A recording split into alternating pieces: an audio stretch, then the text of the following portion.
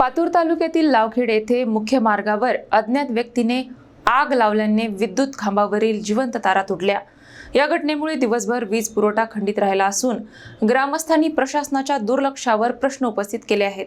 पातूर तालुक्यातील सस्ती वीज उपकेंद्र अंतर्गत येणाऱ्या लावखेड गावात गंभीर प्रकार घडला आहे।